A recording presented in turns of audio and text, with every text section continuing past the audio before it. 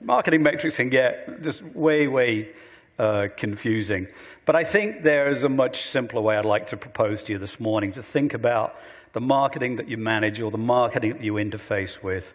And it's really understanding whether this marketing actually helps your component customer solve a problem.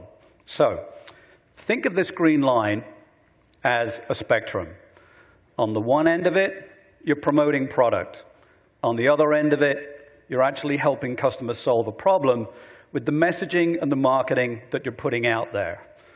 So as I'm talking, think about it. Where would you put your company on that spectrum today?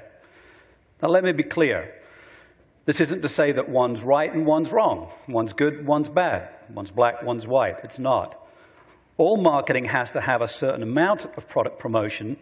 Otherwise, you wouldn't be in business. Your customers wouldn't know what you had to sell. But it's these days, and the reason why this idea is so important now, in 2019 and 2020, is because of a change that's happening to us right now, and which is going to gather steam very quickly over the next couple of years. And that change, I think we missed a slide there. So let me just categorize for you. If you're thinking, why, what do I mean by product promotion? Let's look at the spectrum a little closer. And what do we mean by problem solving? So here's some characteristics of looking at your current marketing and ask yourself, is the marketing strategy pretty much driven by the NPI schedule?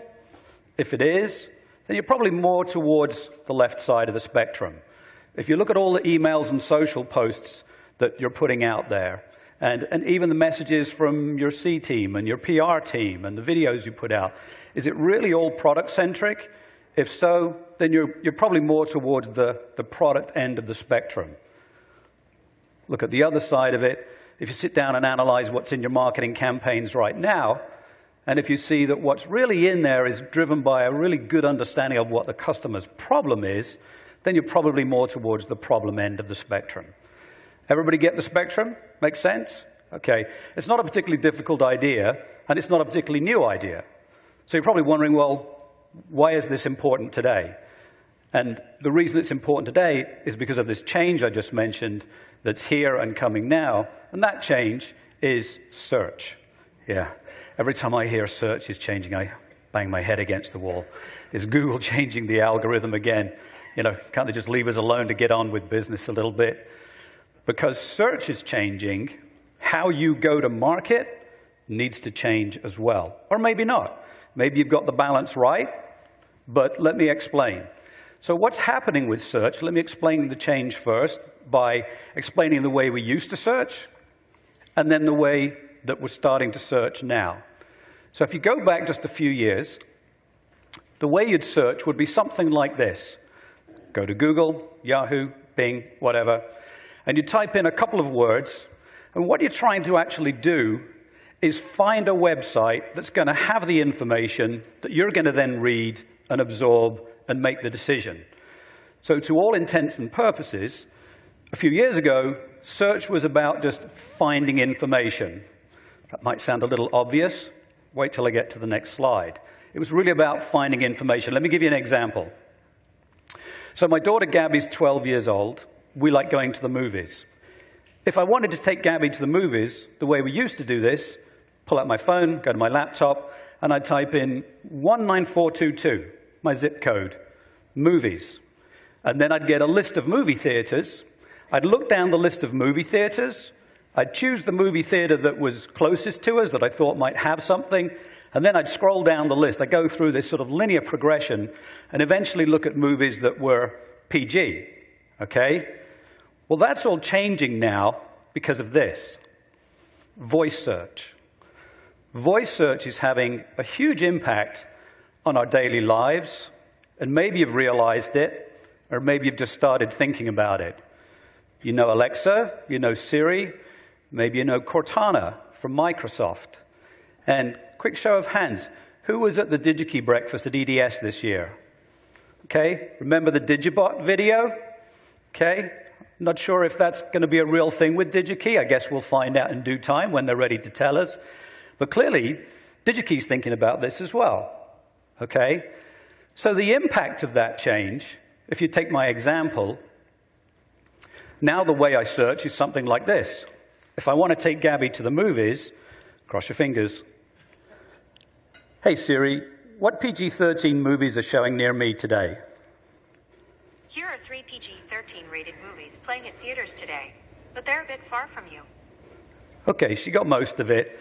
Normally she'd go on and she'd read out the movies, and then I'd choose one from listening to a voice search. So whereas we were reading information before, now we're listening to the results.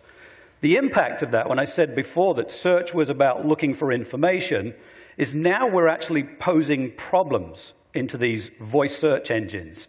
It's a different activity. Now it's problem solving. And that goes back to the title of the presentation today. You really need to be thinking about where you are on that spectrum. Are you a product promoting strategy company, or are you a problem solving strategy company? Because believe me, what these voice devices are going to do to search and the social impact of it in your daily lives is pretty phenomenal. September 25th, 1 month ago, Amazon announced 15 new voice devices, all in one day. They have glasses, they have a ring you can wear. You can talk to all of these devices, and they'll interact with the phone in your pocket through Bluetooth. They have receivers in the glasses, they have microphones, they have speakers. They have a nightstand, a night light, they have a smart oven. The one I'm really interested in is the Echo Auto. So then I use Amazon's music platform. So now, finally, I'll be able to talk to Alexa in my car because Siri won't interface with my Amazon Music. So that's going to be a huge impact. The battle for the car is going to be a big one. Why? Because people do most of their voice searches when they get in the car at 5 o'clock at the end of the day. You're not standing in front of your computer and you want to keep on working. So have you ever left your office and tried to use Siri and the server was busy? Anybody ever had that experience? Yeah? That's because everybody is using Siri at 5 o'clock. The battleground for the car space for voice search is going to be enormous. So I'm looking forward to that one. Check out a couple of these statistics. By next year, 50% of all searches will be voice searches. 50%. 30% of those searches will be done without a screen. In other words, we'll be listening to the information, not reading the information. So just think about that for a second. The information that Siri, Cortana, Alexa, hey, maybe even DigiKey's Digibot will be searching will need to be what's called natural language. The information that exists on your websites, for example, right now, at some point will need to be updated, okay? Because they need to read language back to the person who's making the search that sounds more like natural language. Make sense?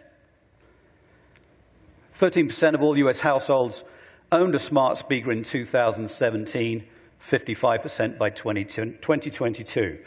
I disagree. I think it'll be more like 70, 80% by 2022, the rate that it's going. And some of you may be standing there and thinking, well, yeah, that's great, Graham, but these are all consumer statistics. We don't see Alexas in the workplace yet. But think about this. Whatever happens in the consumer marketing space in history hasn't taken very long to migrate into the business space. For example, YouTube. Originally, it was all about twerking kittens, right? And then now, you know, you can look up how to design a switch mechanism, a PC board, you know, whatever it is on YouTube. All of those business design engineering tools are there on YouTube. Facebook, it was originally about what you had for lunch. Now it's meetups for design engineering groups in whatever city you're in. So it's not a big stretch to realize that these voice devices are going to end up in our workplace pretty soon. And in fact, if you think about it, the voice devices are already in your workplace. You don't need to bring an Alexa Echo to work. They're already in the workplace. And that's going to have a significant impact on the information that these devices are going to be looking for and the information that exists on your website that can be found by these devices. Those two things need to match if you want to succeed going forward. And the information that they're looking for is problem-solving information. Because these devices are actually teaching us to test them, to push them to the limits. You've all played games, I'm sure, with Alexa and Siri to see how they get it all wrong. So we're being educated by the devices to pose problems into them. So in return, they're looking for problem-solving information. If you don't have problem-solving information on your websites in the next couple of years, you're going to be at a disadvantage. Make sense?